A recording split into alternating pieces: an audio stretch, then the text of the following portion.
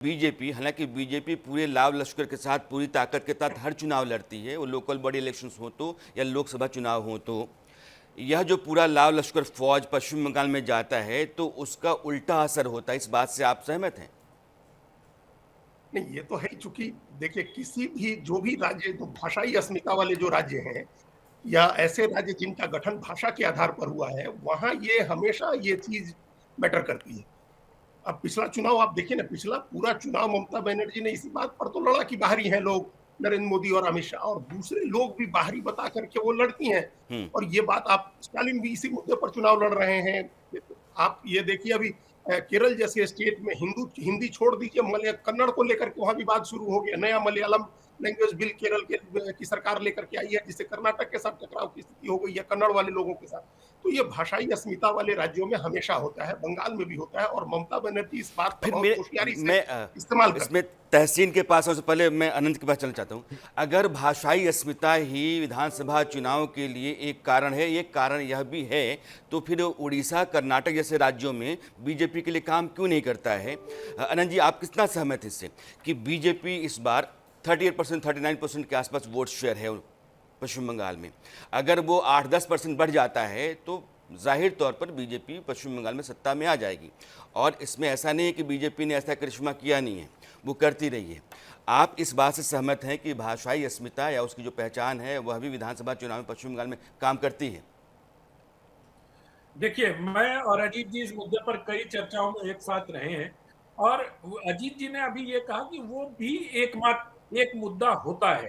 वो उन्होंने एकमात्र मुद्दा नहीं बताया, इसको हमें समझने की जरूरत होगी। अब उसका क्वोशेंट कितना होता है, कितना छोटा होता है, कितना बड़ा, लेकिन एक मुद्दा तो भाषाई अस्मिता का होता है। इसमें मैं अजीत जी से सहमत हूँ।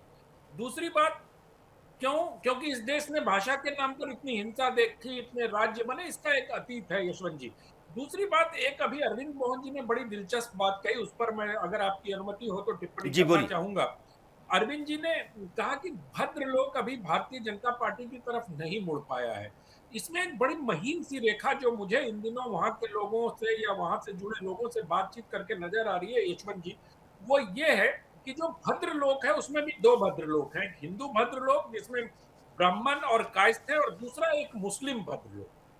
ये मुस्लिम भद्रलोक को जो बंगाली मुसलमान आए हैं, जो घुसपैठिए तथाकथित हैं या जो माइग्रेंट्स हैं, वो बुझोचे और बुझोजे, ये जो दो तरह की चीज बोलने लगे हैं ना, तो उनको भी अपना एक ये संकट आने लगा है कि हमारा जो ये भाषा है, हमारी भाषा पे, इसको मैं अजीत जी की भाषा से भी, जो बात से भी जोड़ता हूँ, कि भद्रलोक को ये लगने लगा है कि जो बंगाली या बंगाली मुसलमान बांग्लादेश से घुसपैठिए हैं, वो जो बांग्ला की ओरिजिनल भाषा है उस पर कहीं ना कहीं से एक मतलब उसको दबाने का प्रयास हो रहा है। और अगर ज्यादा उसको देखा जाए तो इसको भाषाई अस्मिता से भी जोड़कर देखा जा रहा है वहां, इसलिए वहां का भद्रलोक बटा हुआ है। भद्रलोक भी हिंदू और मुसलमान में बट गया है। जो बंगाल के ओरिजिनल मुसलमान है उनको लगता है कि उनकी जो अपनी बंगाली भाषाई अस्मिता है उस पर बांग्लादेशी घुसपैठिए या बांग्लादेशी माइग्रेंट एक खतरा बन के आ रहे हैं। तो भाषाई अस्मिता के मुद्दे को भद्रलोक में भी जाकर देखा जाना चाहिए। फिर अगर ये संकट है, मैं तहसीन, नहीं नहीं नहीं नहीं ये नहीं बहुत, नहीं, एक हाँ हल की, ठीक है अरविंद जी, हाँ अरविंद जी आइए। एक हल की बात मैं कर, हाँ अरविंद जी। तो मुझे ये कहना है कि इस किस्म का बंटवारा बंगाल में जब बंटवारा प्रदेश का हुआ तब से है। एक रिफ्यूजियों का और ओरिजिनल लोगों का बंटवारा है। फुटबॉल क्लब तक में मोहन बगान ओरिजिनल लोगों का है और ईस्ट बंगाल रिफ्यूजियों का माना जाता था। मोहम्मद ने सोचा, हिंदू मुसलमान का बंटवारा बंगाल में नहीं रहा है। इस किस्म का बंटवारा रहा है पूरे समाज में, और वो बिहेव वोट में भी आता है। ऐसा नहीं है कि वो सिर्फ लिखाई पढ़ाई और बाकी चीजों में, वोट में भी आता है। तो उस पे हिंदू मुस्लिम बंटवारा, नामशूद्र और अगड़ा बंटवारा, ये सब बंटवारे बहुत ज्यादा, क्योंकि इतना सोशल मूवमेंट चला है बंगाल में कि ये सब बंटवारे मिट गए हैं। असल में ये है कि जो भाजपा करती है और जगह जिन तौर तरीकों से जीतती है, बंगाल का जो कोर समाज है, जिसको भद्रलोक कहिए, या वो उसको पसंद नहीं करता है वो। और उसमें ये जो चुनाव लड़ने की शैली भी है, जिसको हम बीजेपी की शैली एक तरह से उसकी ताकत मानते हैं, उस शैली को भी बंगाल का भद्रलोक स्वीकार नहीं करता। उसको लगता है कि, और यही बात ये जो बाहर से लोग जाते हैं काम करने, जैसे अरे वहां अब करने को जी, टीएमसी ने भी बाहरी लोगों को लड़ाया है चुनाव। लेकिन जो हिंदी वाले जाते हैं खास तौर से उनका व्यवहार वो मानते हैं कि ये लुम्पेन एलिमेंट है बेसिकली। आते हैं तो ये तहसीन। आएगा। ये जो चर्चा अभी है, वहाँ की जो सोशल इंजीनियरिंग है, जैसे अभी अनंत ने कहा कि वो दो तरह के भद्र लोग हैं, एक मुसलमानों का है, एक हिंदुओं का है। अरविंद जी इस बात कर रहे हैं कि बहुत लंबे समय से चलता आ रहा है, वहाँ के मुसलमानों के बीच में बंटवारा है, जो रिफ्यूजीज़ हैं और जो वहाँ के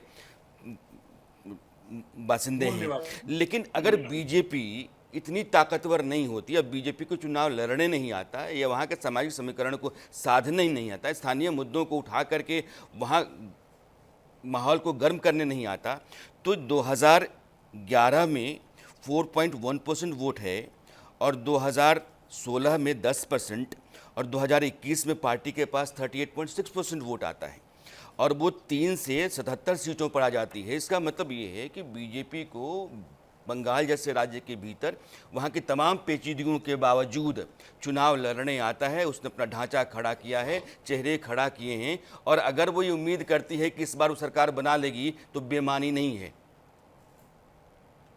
इसको मैं दूसरे नहीं तरीके से देखता हूँ। अरविंद जी अगर मैं तहसीन। बोल दूं, हाँ अरविंद जी अगर आपकी इजाजत हो तो मैं बोल दूं, मैं इसको अलग तरीके से देखता हूँ। मैं एक बहुत ईमानदारी से एक चीज कहना चाहता हूँ, मैं बीजेपी विरोधी हूँ। मैं बीजेपी को पसंद नहीं करता हूँ, आज तक कभी उनको वोट नहीं किया और आगे करूंगा भी नहीं। लेकिन बीजेपी की एक चीज को मैं अप्रिशिएट करता हूँ मेरे जीवन में। मैंने बीजेपी को, जो उस पार्टी का कोई चांस नहीं था हरियाणा में जीतना, आनंद जी बहुत सीनियर पत्रकार है, मैं उनका बहुत आदर करता हूँ, वो हरियाणा में 2-3 बार सरकार बनाई, आसाम में 2 बार बनाई, कोई चांस नहीं था। ये सारी दलीलें मैंने सुनी है। ओडिशा में सरकार बनाई, अभी यही दलीलें मैं सुनता था, कुछ भी हो जाए उड़ीसा में नहीं बनेगी। तो महाराष्ट्र में अब खुद से सबसे बड़ा दल बनी है वो। तो बीजेपी उन राज्यों में बड़ी है जहां पर यही कहा जाता था कोई चांस नहीं है। अगर बीजेपी आज दूसरे नंबर पे है वेस्ट बंगाल में, तो कहीं ना कहीं उसको चुनाव लड़ना आता है। वो फेयर है अनफेयर है, वो कम्युनल पॉलिटिक्स कर रही है नहीं कर रही, वो अलग विषय है। सवाल आपका सर है कि क्या बीजेपी को चुनाव लड़ना आता है? बिल्कुल आता है। आप, मैं इस वक्त पुणे में हूं, पुणे मुंबई में कल चुनाव है। यहां पर मुख्यमंत्री ने 6 बार प्रचार किया एक कॉर्पोरेशन के चुनाव के लिए। अब आप कह सकते हैं मुंबई का 70,000 करोड़ का बजट है, पूना का 5,000 करोड़ का, ये अलग विषय है, वो कॉर्पोरेशन भी नहीं छोड़ते। तो क्या हमें अपने दुश्मन, वो मेरे व्यक्तिगत दुश्मन नहीं राजनीतिक दुश्मन है, उनसे सीखना चाहिए? अच्छी बात है, ये सीखना चाहिए। तो ये उनका एक फाइटिंग स्पिरिट है, वो बंगाल में लड़ने वाले हैं। लेकिन क्या वो लड़ाई जमहूरियत के लिए ठीक है? क्या वो फेयर लड़ाई? उसको मैं नहीं मानता हूं। जिस तरह से ईडी ने और ईडी का इस्तेमाल हुआ बंगाल के अंदर, खास करके आईपैक के ऑफिस के अंदर, मैं बधाई देता हूं ममता बनर्जी को। मैं उनसे इत्तेफाक नहीं रखता कि इस तरह से किसी को रोकना चाहिए ऑफिसर को, लेकिन ये अफसरों को भी सोचना चाहिए वो क्या कर रहे हैं। मैं अब भी कह रहा हूं, एसआईआर की प्रोसेस के खिलाफ कोई पॉलिटिकल पार्टी नहीं है, कोई मुख्यमंत्री नहीं है, लेकिन एसआईआर का प्रोसेस एक कम्युनल प्रोसेस नहीं होना चाहिए, घुसपैठी वाला प्रोसेस नहीं होना चाहिए। इलेक्शन कमीशन का काम है इलेक्शन कंडक्ट करना, नागरिकता तय करना नहीं। और मैं आनंद जी आपकी एक बात से सॉरी इत्तेफाक नहीं रखता हूं, मैं सुप्रीम कोर्ट का बहुत ज्यादा आदर करता हूं। बिल्कुल सुप्रीम कोर्ट के पास यह अधिकार है कि वो नागरिकता तय करे। सुप्रीम कोर्ट के पास तो सारे अधिकार है हमारे देश के अंदर। कल लेकिन तो तहसीन सुप्रीम नहीं, कोर्ट, वो अनंत को जोड़ना चाहता हूँ, एसआईआर जो है वो नागरिकता तय करने का अधिकार कैसे? अनंत जी आप ही इसको जरा। हाँ मैं इसको मैं नहीं, क्लैरिफाई कर दूं अपनी बात हाँ, फिर। ठीक है, तहसीन जी अपनी जी बात अपनी पूरी बात, कर ले, फिर जी मैं जी। बोलता हूँ। हाँ हाँ ठीक, तहसीन। अगर हर बात के लिए मुझे अपनी, देखिए नागरिकता स्टेट को प्रूव करना चाहिए मैं नागरिक नहीं हूं।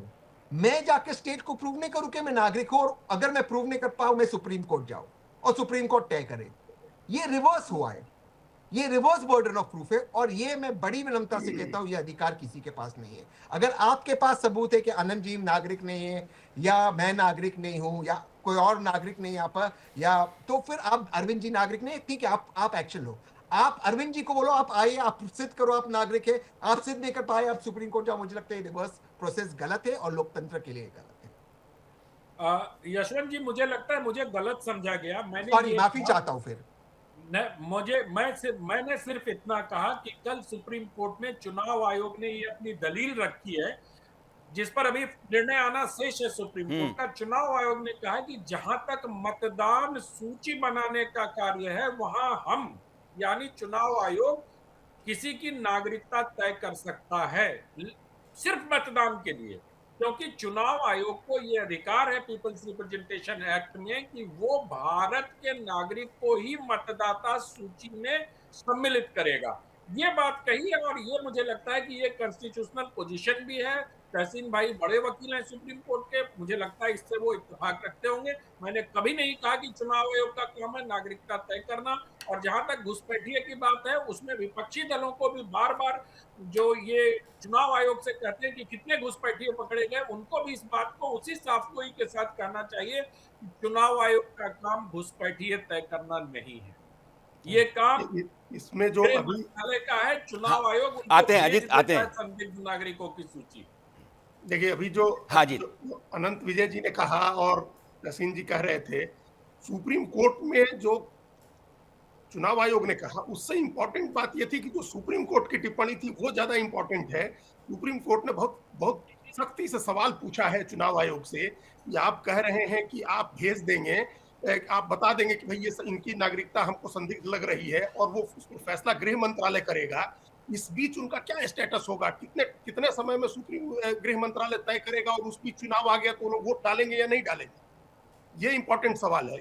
ये सुप्रीम कोर्ट की टिप्पणी है जिस पर जवाब देना है। अभी ये चीजें तय नहीं हुई हैं। अगर अगर आप अब आज चुनाव आयोग ने कह दिया कि इनकी नागरिकता संदिग्ध है तो फैसला होम मिनिस्ट्री करेगी, लेकिन उस बीच मतदाता सूची में नाम रहेगा या नहीं रहेगा, वो व्यक्ति वोट डालेगा या नहीं डालेगा, ये एक इंपॉर्टेंट सवाल था सुप्रीम कोर्ट का कल, जिस पर जवाब देना है। तो ये एक वो क्लैरिटी है सुप्रीम कोर्ट में। सुप्रीम कोर्ट खुद ही अपनी तरफ से जो तहसीन जी कह रहे हैं उन सवालों को सुप्रीम कोर्ट खुद ही उठा रही है कि ये क्लैरिटी आनी चाहिए है, इस मामले में लोगों को परेशान नहीं होना चाहिए। इस चर्चा को मैं आगे बढ़ाऊं, मेरी टीम जो है वो ये बता रही है कि यह शो, आनंद जी आ रहा हूँ आपके पास, ये शो जो अभी न्यूज़ इंडिया पर चल रहा है ये एक्स पर ट्रेंड कर रहा है और लोग बड़ी तादाद में सर्च कर रहे हैं न्यूज़ इंडिया और आज का अर्थ सत्य, और ये शो टॉप 3 में चल रहा है एक्स पर। तो आप सभी दर्शकों को बहुत शुक्रिया जुड़ने के लिए और इस शो को पसंद करने के लिए। आनंद जी आप कुछ कह रहे थे? बहुत बधाई हो हम सबकी तरफ से। हाँ हाँ। एक बात मुझे राणा ये करनी है जी जरविंद जी। देखिए आज का पावन दिन है। मुझे आप ये कह रहे थे कि बीजेपी को चुनाव लड़ने आता है और बीजेपी यहाँ से यहाँ पहुंच गई है। असल में वो उसका सर्टिफिकेट नहीं है। वो सर्टिफिकेट ये है कि बंगाल में बेचैनी है बदलाव की। बंगाल और कलकत्ता जिस सुप्रीमेसी पे रहे हैं नहीं 50 साल पहले तक, आज बंगाल कहाँ गर्त में गया है। तो इसी में लेफ्ट के शासन के खिलाफ जैसे ही एक विकल्प तहसील में आ रहा हूँ, क्योंकि अभी थोड़ी देर पहले अरविंद जी कह रहे थे कि बंगाल जो था वो कभी पूरे पूरब के कई राज्यों का एक मत सेंटर था नौकरी का, और वहाँ डेवलपमेंट अपने आप में एक मॉडल के तौर पे देखा जाता था। लेकिन लेफ्ट के आने के बाद पिछले 3-3.5 दशकों के भीतर बंगाल कहाँ पहुँचा हुआ है, वो बेचैनी जो सरकार बदलने की वहाँ दिख रही होगी अरविंद जी के मुताबिक, उसका कारण एक बड़ा ये है। तहसीन आप कुछ कह रहे हैं, क्योंकि मैं कुछ बदलना चाहता हूँ। नहीं, बेचैनी सरकार बदलने की तो महाराष्ट्र में, मुंबई और पुणे में भी है, लेकिन जो विपक्ष के मुख्य पार्टी है जिसको मैं समर्थन करता हूं, वो कहां लड़ रहे चुनाव। देखिए एक चीज हमें ईमानदारी से, आज बहुत पावन दिन है, मैं अगर चुनाव लड़ूंगा नहीं तो लोकतंत्र में हमेशा वैक्यूम तो रहेगा नहीं, कोई ना कोई रहेगा। तो वहां बीजेपी लड़ रही है वेस्ट बंगाल में, किसने रोका मुझे वेस्ट बंगाल में लड़ने से, किसने रोका मुझे मुंबई में लड़ने से।